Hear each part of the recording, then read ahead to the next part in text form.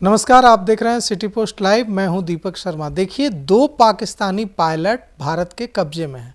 गिरफ्तार कर लिया गया है दो पाकिस्तानी पायलट को, जैसलमेर और अखनूर में। और अब यह मांग उठ रही है कि क्यों नहीं भारत पाकिस्तान से यह मांग करता है कि गिड़गिड़ा रहा है पाकिस्तान कि हमारे पायलट हमें दे दो, वे जख्मी हैं। तो अब क्यों नहीं भारत यह मांग करे कि मसूद अजहर को दो हमें। मसूद अजहर वही है जिसने भारत की संसद पर हमला कराया था। मसूद अजहर वही है जो हर आतंकी, भारत में जो भी आतंकी गतिविधि होती है उसके पीछे कहीं ना कहीं मसूद अजहर का नाम जुड़ा होता है। तो अब यह मांग हर जगह से पूरे भारत में उठने लगी है कि मसूद अजहर भारत को दो और अपने दो पायलट ले जाओ पाकिस्तान। यह क्या स्थिति बन रही है, इस पर चर्चा करने के लिए हमारे साथ हैं वरिष्ठ पत्रकार श्रीकांत प्रत्युष। तो यह मांग उठ रही है पूरे भारत में कि ठीक है, हम तुम्हारे दोनों पायलट जो हमारे गिरफ्त में हैं हम दे देंगे, लेकिन हमें मसूद अजहर चाहिए। देखिए, पाकिस्तान के तो दामाद बने हुए हैं सारे आतंकी। भारत ने तो पाकिस्तानी सेना पर हमला किया नहीं। किस पर किया? आतंकियों पर। देखिए, पाकिस्तान होता, अगर पाकिस्तान होता भारत की जगह तो क्या करता? किसी भी शहर में, किसी भी मोहल्ले पर, किसी भी टोले पर बम गिरा के चला जाता। लेकिन भारत ने ऐसा नहीं किया। भारत ने किसी पाकिस्तानी को नुकसान नहीं पहुंचाया। यहाँ तक कि पाकिस्तानी सेना, जिसका हर आतंकी हमले के पीछे हाथ होता है, उसको भी नहीं टारगेट किया। भारत ने अजहर मसूद के ठिकाने को निशाना बनाया। और इस सबको पता है, पूरा वर्ल्ड जानता है कि अजहर मसूद कौन है, मसूद अजहर कौन है। वो पाकिस्तान का पूरा दामाद बना हुआ है। पाकिस्तान उसको दामाद की तरह रख रहा है, भारत उसको खोज रहा है। भाई, मसूद अजहर आज चर्चा में थोड़े आया है। डेजिग्नेटेड टेररिस्ट है, यूएन की ओर से डेजिग्नेटेड टेररिस्ट है। पूरा वर्ल्ड उसको आतंकवादी मानता है और उसको पाकिस्तान पाल रहा है। भारत ने उसके ठिकाने पर हमला किया और उस हमले में उसके 10 लोग मारे गए, बहनोई समेत, परिवार समेत और सहयोगी समेत आतंकी मारे गए। बहनोई भी आतंकी था। अरे, उसका पूरा खानदान, पूरा पाकिस्तान के नौजवानों को जो आतंकवादी बना दिया, उसका बहनोई साधु होगा? नहीं, मैं बता रहा हूँ कि वो मतलब वो जो 10 उसके रिश्तेदार मारे गए हैं, वो ऐसे कोई व्यक्ति नहीं थे जो उसके परिजन थे, सारे आतंकी थे। उसके सहयोगी हैं, रिश्तेदार नहीं हैं। और जो रिश्तेदार थे बहनोई वगैरह, वो तो खुद आतंकी थे। तो भारत ने चून करके आतंकियों को मारा है 100 किलोमीटर अंदर घुसकर पाकिस्तान में। सोचिए, इधर उधर भी हमला हो सकता था। भारत को क्या जरूरत थी इतना बड़ा रिस्क लेने की, 100 किलोमीटर अंदर पाकिस्तान में घुसकर मारने की? लेकिन भारत को किसी को मार करके दहशत नहीं फैलाना था। भारत का मकसद ये नहीं था कि पाकिस्तान में दहशत फैले, आम आवाम में दहशत हो। भारत का मकसद था कि हम हमला भी कर दें, आतंकियों को नेस्तनाबूद भी कर दें, और पाकिस्तानी जो हैं, आम पाकिस्तानी, उनको भय भी ना हो। देखिए, अब वैसे ही भय हो गया है तो उसका कोई उपाय नहीं है। लेकिन अभी भी भारत पाकिस्तानियों को निशाना नहीं बना रहा है। उसने 100 किलोमीटर अंदर जाके जैसे मोहम्मद के ठिकाने को अपना निशाना बनाया, लश्कर तैयबा के ठिकाने को अपना निशाना बनाया। तो भारत की तो तारीफ होनी चाहिए कि भारत एक ऐसा देश है जिस देश में आकर पाकिस्तानी आतंकियों ने निर्दोष लोगों का कत्लेआम कर दिया, धर्म पूछकर मारा। फिर भी भारत ने निर्दोषों पर हमला नहीं। लेकिन भारत ने तो ऐसा नहीं किया। भारत ने बदला नहीं लिया है। भारत ने तो आतंकियों को सबक सिखाया है, और ये सबक जरूरी था। इसकी मांग पूरे भारत में नहीं, पूरे वर्ल्ड में हो रही थी। दीपक, अगर भारत हमला नहीं करता तो भी छीछी होती, सब लोग थू थू करते। तो भारत ने करारी हमला किया है, जवाबी हमला दिया है, और इस हमले से आतंकियों की रूह कांप गई है। पाकिस्तान कांप रहा है। पाकिस्तान के जो सेना के चीफ हैं और जो राजनीति के महारथी हैं, उनकी पतलूनें गीली हो गई हैं। कई लोग तो पाकिस्तान छोड़कर बाहर भागने की कोशिश कर रहे हैं, अपने परिवार को बाहर भेजने की तैयारी कर रहे हैं। बिल्कुल। तो भारत ने दिखा दिया है कि भाई, भारत को छेड़िएगा तो भारत छोड़ेगा नहीं। और आम पाकिस्तानी कहाँ चाहता है, आम भारतीय कहाँ चाहता है कि भारत पाकिस्तान के बीच युद्ध हो? ये जो आतंकी हैं, ये भारत पाकिस्तान को लड़ाना चाहते हैं। और भारत पाकिस्तानियों को निशाना कभी नहीं बनाता। पाकिस्तान तो भारतीयों को निशाना बनाता है, लेकिन भारत हमेशा आतंकियों को निशाना बनाता है। अब 2 पायलट पकड़े गए हैं तो हाथ जोड़ रहा है, गिड़गिड़ा रहा है। पूरे दुनिया के सामने अपने को बहुत असहाय बता रहा है और भीख मांगकर युद्ध लड़ना चाहता है भारत से। भीख भी मांग रहे हैं, किस लिए? युद्ध लड़ने के लिए। अरे खाने पीने के लिए तो भीख मांग ही रहे हो, तुम्हारे पास क्या है? कुछ नहीं है, न अनाज है न पानी है, क्या है? सब तो दूसरे देशों पर निर्भर हो। भीख मांग रहे हो खाने के लिए तो बात समझ में आती है, भीख मांगोगे युद्ध के लिए तो कोई देगा? अमेरिका ने और यहाँ तक कि चीन ने भी कह दिया है कि हम आतंकवाद का समर्थन नहीं कर सकते। भारत ने पाकिस्तान पर हमला नहीं किया है, आतंकवाद पर हमला किया है। और चीन ने भी कह दिया है। हमको तो ज़्यादा आशंका चीन से थी ना, चीन उसकी मदद करता है पाकिस्तान की, लेकिन उस चीन ने भी कहा है कि आतंकवाद पर हम आपका साथ नहीं देंगे। कैसे देगा? पूरा विश्व उसके खिलाफ हो जाएगा। आतंकवाद के पक्ष में कौन खुलकर बोलेगा? तो पाकिस्तान के खिलाफ अमेरिका, चाइना का भी स्टैंड साफ हो गया है और भारत पर फिर भी वो हमला से बाज नहीं आ रहा है। 2 पायलट पकड़े गए हैं, क्या यहाँ पूजा करने आ रहे थे? वो आ रहे थे भारतीयों को निशाना बनाने के लिए। अगर भारत के जवानों ने, भारत की सेना ने उनको नहीं मार गिराया होता, उनको धर दबोचा नहीं होता, तो कितने निर्दोष लोगों की जान लेते। कई जगहों पर एक साथ पाकिस्तान ने हमला करने की कोशिश की है, लेकिन भारत की सेना अलर्ट थी और उसने सारे हमलों को नाकाम कर दिया है। 2 पायलट पकड़े गए हैं, भारत तो छोड़ेगा। भारत कसाई थोड़े है पाकिस्तान की तरह कि सेना के जवानों को पकड़ेगा, पायलट को पकड़ेगा, काट देगा। पाकिस्तान में पकड़े गए हो तो काट देते। भारत ऐसा नहीं करने वाला है। भारत तो पकड़ा है तो कुछ जानकारी निकालेगा, पाकिस्तान को एक्सपोज करेगा, क्योंकि पाकिस्तान कह रहा है कि ड्रोन से जो हमला हुआ हमारा हाथ उसमें नहीं है। वाह, आपका हाथ नहीं है, पकड़े नहीं गए। पकड़े गए पायलट किसके हैं? पकड़े गए तो पायलट किसके हैं? अब इसमें भी कह दीजिए कि हमारा हाथ नहीं था, आपका पायलट सैर करने के लिए आए थे भारत में।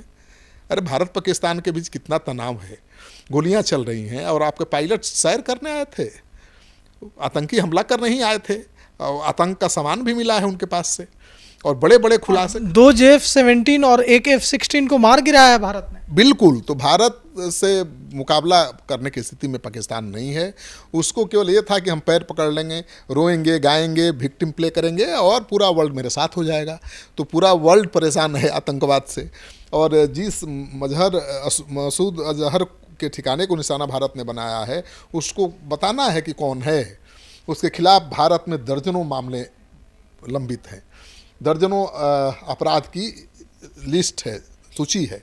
और आपको पता ही है कि अक्टूबर 2001 में श्रीनगर विधानसभा कॉम्प्लेक्स पर जो हमला हुआ था उसमें भी उसका हाथ था। तो श्रीनगर और जम्मू पार्लियामेंट अटैक पर भी, पार्लियामेंट्री अटैक भी हुआ, उसमें भी उसका हाथ था। तो पार्लियामेंट जो अटैक हुआ उसमें 6 जवान 3 सिविलियन मारे गए थे। और जम्मू कश्मीर में जो हमला हुआ, आपको पता ही है कि 38 लोगों की मौत हो गई थी। पुलवामा में जो हमारे 40 से ज़्यादा जवान मारे गए, उसके पीछे भी मसूद अजहर का ही हाथ था। तो मसूद अजहर का हर आतंकी घटना में हाथ है। आपको याद होगा कंधार हाईजैक मामला बहुत चर्चा में था, जब प्लेन को हाईजैक कर लिया गया था। ठीक है, 200 से ज़्यादा यात्रियों को हाईजैक कर लिया गया था और कंधार में ले जा करके आतंकवादियों ने बड़ी मांग की थी, 3 आतंकियों को छुड़ाने की मांग की थी। उसमें से एक आतंकी मसूद अजहर ही था। और भारत के तत्कालीन विदेश मंत्री जसवंत सिंह गए थे विशेष विमान से उन तीनों आतंकियों को लेकर कंधार में, उनको सौंपा था, तब भारतीय छूटे थे। तो जो आम नागरिकों को बंधक बना सकता है, जो विमान हाईजैक कर सकता है, वो भी यात्री विमान, और अपने आतंकी साथियों की रिहाई की मांग कर सकता है, उससे आप क्या उम्मीद कर सकते हैं? तो दीपक, ये जो कंधार मामला है उसकी याद ताज़ा हो गई है, क्योंकि यही मसूद अजहर है जिसने उस वारदात को अंजाम दिया था। और भारत ने उस समय नरमी दिखाई, उनके आगे घुटने टेक दिए। इसका ही कारण है कि आज ये आतंकवादी भारत के लिए बहुत चिंता का सबब बना हुआ है। क्योंकि रिहाई के बाद इसने जैसे मोहम्मद आतंकी संगठन का स्थापना की और उसके बाद से ही सक्रिय है। इसका पूरा फंडिंग कौन करता है? पाकिस्तान करता है, पाकिस्तान की आर्मी करती है, ISI करता है। तो जो सरकार, जहाँ की सरकार की सेना और सुरक्षा एजेंसियां ही आतंकियों की फंडिंग करे, उनको बैकअप करे, उनको सपोर्ट दे, तो फिर वो भगवान ही मालिक है। और अब देखिए मसूद अजहर कह रहा है कि मेरे परिवार के 10 से 15 लोगों को मार दिया गया, इससे अच्छा तो मैं ही मर जाता, मुझे इतना दुख हो रहा है, मुझे लग रहा है कि इससे अच्छा मुझ पर ही बम क्यों नहीं गिर गया, मेरी भी जान चली जाती। अब देखिए कैसे विक्टिम प्ले कर रहा है। अच्छा, हजारों लाखों निर्दोषों लोगों को मारने वाले को अपने परिवार की रो रहा है। रोना आ रहा है। तुम तो कितने लोगों की जान लिए हो, कितनी बहनों माँ के गोद सुना का सिंदूर पूछा है। सिंदूर पोछा है, गोद सुना किया है, और अब तुम्हारा परिवार बहनोई जो आतंकी था वो मारा गया तो रो रहे हो। अगर दम है तो सरेंडर करो, भारत के सामने घुटने टेको, नहीं तो भारत तो तुम्हारे जितने दामाद हैं आतंकी सबको ठिकाने लगाएगा। अब 100 किलोमीटर अंदर घुस करके बाहवल उठ रही है मांग कि आपके जो 2 पायलट हैं हमारे गिरफ्त में, उनको ले जाइए और हमें मसूद अजहर दे दीजिए। बिल्कुल, बहावलपुर में 100 किलोमीटर पाकिस्तान के अंदर घुसकर अगर पाकिस्तानी आतंकवादियों पर भारतीय सेना हमला कर सकती है बिना सिविलियन को नुकसान पहुंचाए, तो 200-400 किलोमीटर के अंदर भी जा सकती है। अरे भाई, वहाँ के एयरपोर्ट सर लाहौर कराची सबको निशाना बनाया। लाहौर कराची के एयरपोर्ट पर लगे रडार को भी मार गिराया, जो भी पाकिस्तान से विमान आए उनको मार गिराया। कराची पोर्ट को बनाया निशाना, तो कराची पोर्ट को बनाया। तो भारत तो जहाँ चाहे निशाना बना सकता है, लेकिन भारत सिविलियन को बचाकर हमला कर रहा है। और आप कहीं भी बम गिरा के आतंक फैलाना चाहते हैं, आपको अपने पायलट चाहिए, ले जाइए, हमको केवल एक आदमी दे दीजिए, मसूद अजहर, जो भारत का गुनाहगार है, उसको सौंप दो और ले जाओ। युद्ध क्यों चलेगा? क्यों आतंकी के चलते हमारे भारत और पाकिस्तान की आम आवाम खतरे में आएगी? तो पाकिस्तान चाहता ही नहीं है। पाकिस्तान रो रहा है, भीख मांग रहा है, युद्ध लड़ने के लिए हथियार चाहिए, पैसा चाहिए, और तुम अपने इस दामाद को, मसूद अजहर को भारत के हवाले नहीं कर सकते? आप कर सकते हो, कर दो, लड़ाई ख़त्म, माफ़ी मांग लो जो तुमने किया कराया उसके लिए। भारत बहुत बड़ा दिल है भारत का, भारत माफ़ कर देगा। लेकिन भारत को अगर आंख दिखाइएगा तो भारत नहीं छोड़ेगा, भारत को छेड़िएगा तो भारत नहीं छोड़ेगा। हाँ, आप मांगोगे दूध, हम खीर दे देंगे, लेकिन कश्मीर मांगोगे तो चीर देंगे। तो भारतीय कश्मीर मांगने पर चीर देंगे आपका सीना, दूध मांगिएगा खीर खिलाएंगे, पाकिस्तान कश्मीर मांगिएगा सीना चीर देंगे। हमारा भारतीय सेना का एक एक जवान हजारों पाकिस्तानी सेनाओं पर भारी पड़ेगा, और वो दिख गया है जज्बा, जोश।